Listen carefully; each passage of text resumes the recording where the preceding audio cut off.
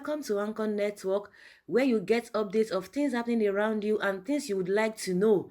I appreciate everyone who has subscribed to this channel and those who are yet to subscribe. And if you have not subscribed, what are you waiting for? Click the red button and also click the bell icon so that you'll be notified anytime we publish any news. This time around, we have wonderful news for you that you will be glad that you are aware of. Stay tuned. Kaduna State Governor Nasir El-Rufai on Friday claimed that some unnamed people asked him to join in a plot to destroy All Progressives Congress APC leader Senator Bola Tinubu. Governor El-Rufai stated this while he was playing host to 120 members-elect of the House of Representatives who were on a consultation tour of the North-West on Friday at the Government House in Kaduna. The governor was invited to deliver a lecture in Lagos last month on godfatherism, where he said that he had an answer to godfatherism as he had retired 4 godfathers in Kaduna. According to him, during the last election, only 1 million registered voters came out to vote in Lagos out of the 5 million voters. So he asked, why did the remaining voters refuse to come out, pointing out if he is the governor of Lagos, he will look out on those who did not come out to vote to defeat the godfathers in Lagos, apparently referring to Tinubu. However, El-Rufai said it was a generic statement, adding that he had a template that was used to retire some godfathers in Kaduna State.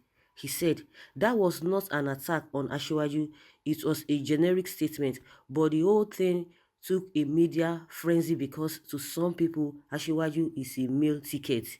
Let me tell you, because of that, some people started confessing to me that Asiwaju should be dealt with.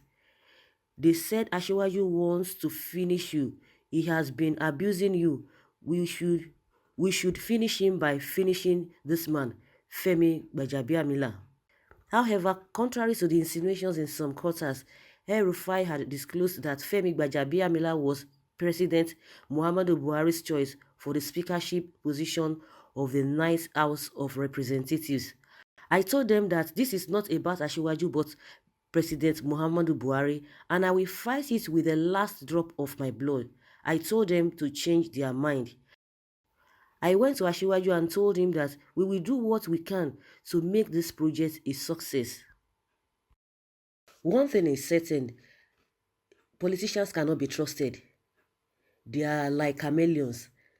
In the morning, they say one thing. In the afternoon, they begin to sing another song. Come back again to them in the evening. You'll be totally surprised at the person that you are talking with again. This is the same El-Rufai that was blowing hot for the last 1 month.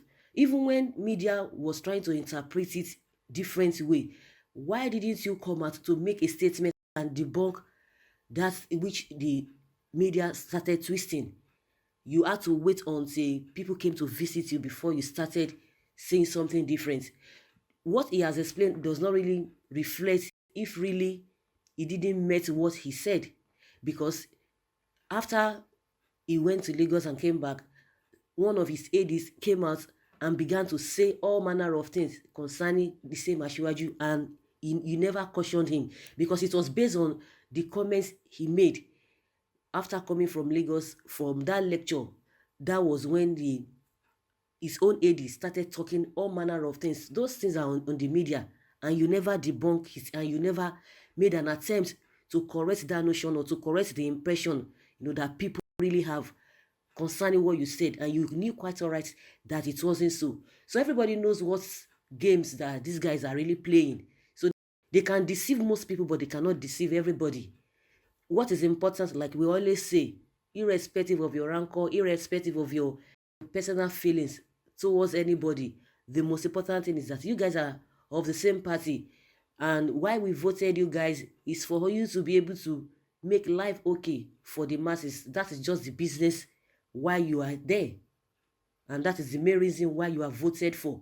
All this back and forth is just for them to gain favor, to gain sympathy from the masses. It's just unfortunate that it is even the masses that do not really get these calculations of these politicians, and they are the receiving end. They all know the games they are playing. Whatever way they are going to settle their differences is really left for them. But what you are being voted for, you make sure that you do that. He's talking now that it was not really what he meant. He said some people came to him to join them in destroying Bola Tinubu. And meanwhile, you are still saying something that is not still really straight. Because when you talk of Asiwaju Bola Tinubu and Gbajabiamila, they are Gbajabiamila and Asiwaju Bola Tinubu are very, very close compared to Buhari. Without Tinubu, Gbajabiamila wouldn't have been able to be close to Buhari in the first place. All of those people from Lagos or whatever, all the people that Asiwaju has really groomed and they are close to the president today. It was as a result of what Tinubu had done in the past, and he brought all of them together. For you to now come out and say Tinubu couldn't have been able to nominate Gbajabiamila, that it was the president. No, you are still creating some kind of doubts and some things that are not really too straight in that statement. Your role there is to do the needful and make sure whatever utterances that you guys are making has to create an environment that that will be peaceful to everybody. Even the last time, this man is fond of making statements that are really controversial, that can really cause mayhem, that can really cause hatred all over the place. Whatever he's saying concerning Asiwaju now or what he has said before cannot be compared to what he said before the election when he was talking of body bag. And up till now, that one is even more weightier. That one is even more weightier than what he's talking about Asiwaju, or the way he really talked about Asiwaju, or the incident that he's trying to clear. When you talk of a body bag, and up till today, he hasn't said anything, and he still stood by that word. That word alone did not even affect Nigeria alone. What El-Rufai is saying now cannot even be compared with what he said before the election when he was talking about a body bag. And that thing alone scattered the whole country. And what happened again? The presidency could not even try to caution him. They even defended him. The statement did not only cause chaos in Nigeria at that time because everybody was interpreting it, the way they understood it. And this guy has not really come out to debunk it or to say sorry about what he said, or whether he was misinterpreted. He still by that word. And meanwhile, he was even referring to other countries outside Nigeria, and that alone would have even affected us, even as a country. Would have brought in feelings, to us, even as a country. When you are threatening the outside world, threatening the sovereignty of other countries, threatening the lives of people from other countries, it's enough alone for us to have been set aside or to have been left alone, even as a country. But the presidency came out to defend this man. So when we even talk about Asiwaju stuff that is trying to clear the air now, the body bag matter is weightier than what is even trying to clear about Asiwaju. Kind of making statements that could really affect the peace of the country, and he has been making a lot of statements like that. So whatever he's trying to clear now is nothing. They are just politicians, just like I said, trying to gain sympathy from people, trying to set people against each other.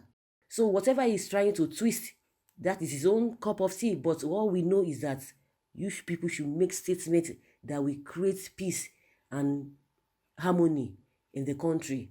So that's just my own opinion concerning all of these statements or all of this drama they are trying to put up. So I'd like you guys to deliberate on it and put your comments down, and let's rub minds together. Thank you very much. Bye.